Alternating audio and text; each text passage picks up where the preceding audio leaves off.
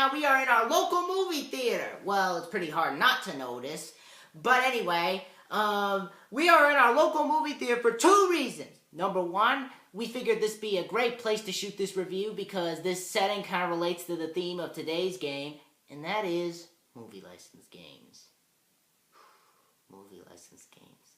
Why did it have to be movie license games?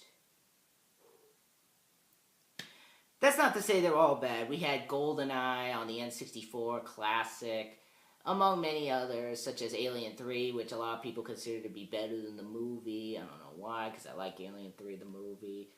Among many others. But then there are some that really, really do not put any effort or pull the player in who just saw that great movie. I'm looking at you, E.T. You took us on gamers, and you took us on fans of your movie. You can phone home the butt. That's where you can go, because it is a stupid game.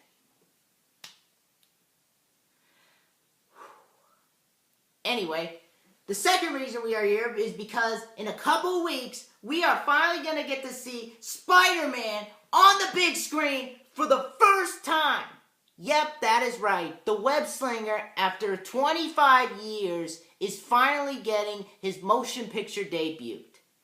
And for those who don't know who Spider-Man is, you've been living under a rock.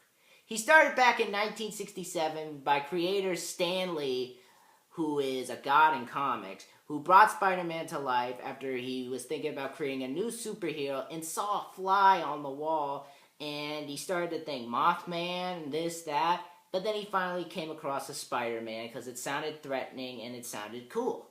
From then on, a legend was born. And so it only figured to put together a Spider-Man movie.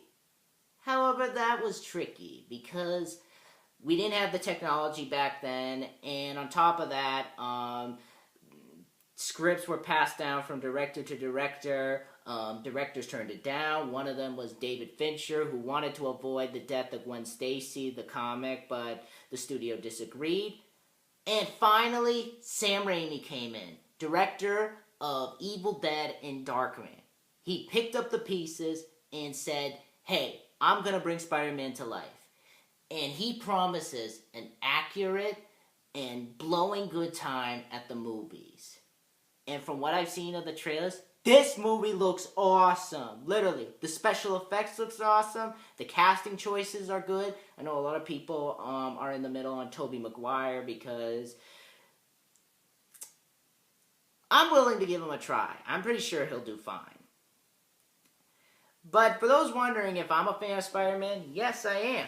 But it's a pretty weird way how it started for me and who introduced me to Spider-Man. Because a lot of people grew up reading the early 70s and 80s comics, which were good. But to me, it was Todd McFarlane who introduced me to Spider-Man. And here are some of my favorite Spider-Man issues. Like, number 1, Torment, which is a classic cover of Todd McFarlane.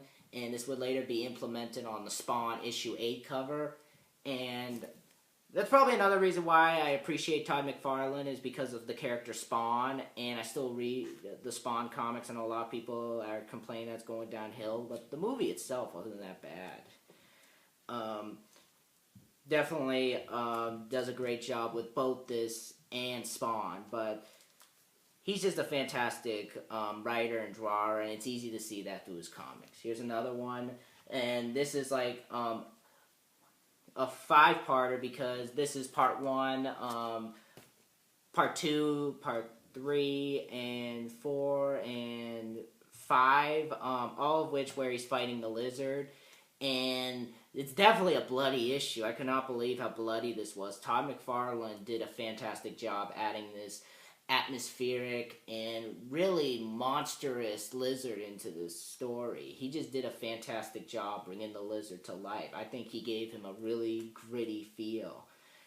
So yeah, but this is my favorite one, the Hobgoblin. Definitely one of the best ones. I think that is, to me, the most tragic and definitely the best written that I think Todd McFarlane has done for Spider-Man. And I'm reading one in the pile right now, which is where, I'll show it to you. the one where he's with Ghost Rider.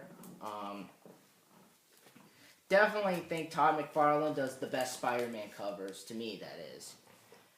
But with this movie, Sam Raimi promises to be accurate, he promises a great time, and he's willing to give Spider-Man fans what they wanted for 25 years. And I'm gonna plead good on that because Sam Raimi has given me great movies such as Evil Dead 2, which is his best movie. I like Darkman. Darkman's one of my favorite superhero films. And with Spider-Man, it definitely looks like he's giving what the fans want because he's a fan too. And I'm happy that he's actually listening to the fans and not listening to himself. Granted, there might be some little changes, but every comic book movie did that. Batman in 1989 brought the Joker killing Batman's parents, which a lot of people were in the middle with. I'm pretty sure this will too. But we're not talking about the movie. No. With every great movie coming, and this is a month before the movie, there had to be video games. And that was Spider-Man. And this was released a month before the movie to get people in preparation for the movie and get people pumped for the movie. But is the game any good? Is it what people wanted from a next-gen Spider-Man game? Because Spider-Man isn't new to gaming. There have been times he was on the NES, Spider-Man, Attack of the Sinister Six. There was Spider-Man on the PlayStation, Spider-Man 2 on the PlayStation. And in that particular Spider-Man 2 game on the PlayStation, there was an ad for this. Is this the game that Spider-Man fans wanted and were hoping for since they saw that ad? Let's find out. Spider-Man was a game made back in 2002. It was developed by Activision and Treyarch. And for those who don't know, Activision before this made the Tony Hawk games, and last year gave us Tony Hawk's Pro Skater 3, an awesome game that immediately made number 2 on my list of one of the best games that year. And this game was developed for the PlayStation 2, the Xbox, and the GameCube. This game would also be ported to the Game Boy as well.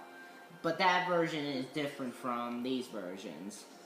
And that being said, this is the first Spider-Man game to be on the 6th generation of consoles, particularly the Xbox and the GameCube and the PlayStation 2.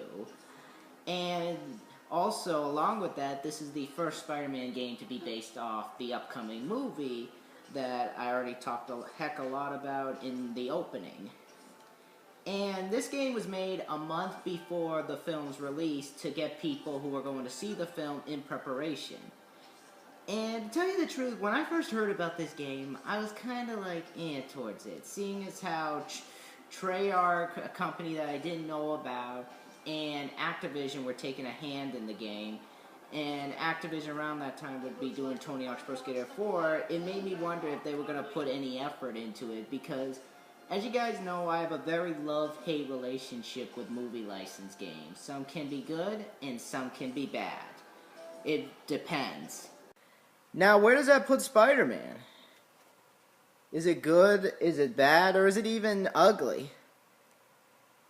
I'm happy to say, it's decent. It's a decent tie-in.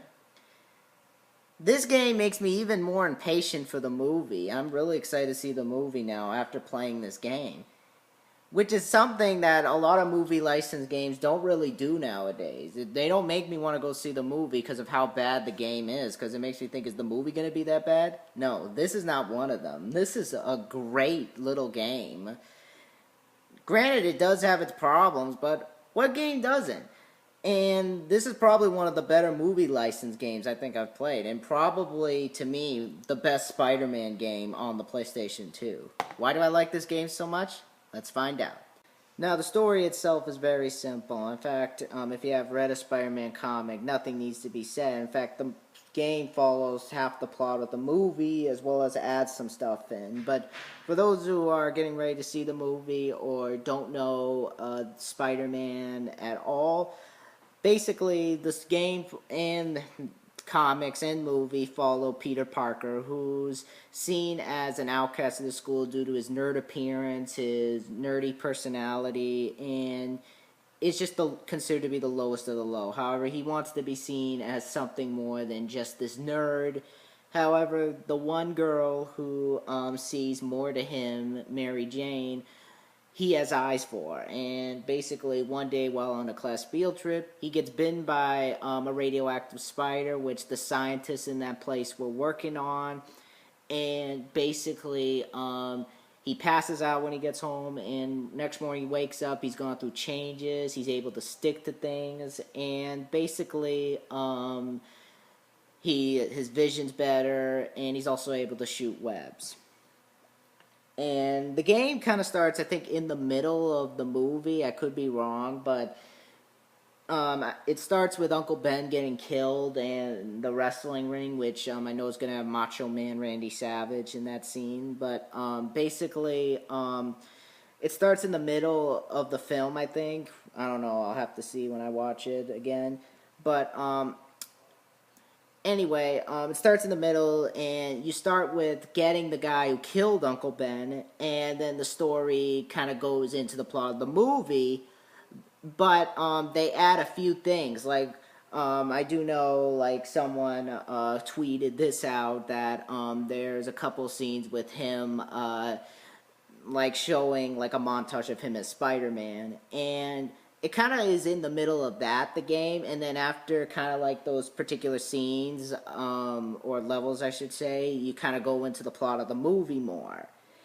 And basically, they added some stuff in this game. For example, you're not fighting just the Green Goblin, who's the main villain of the movie, but you're going to be fighting Shocker, Scorpion, Vulture as well, and pretty much that's the plot of the game.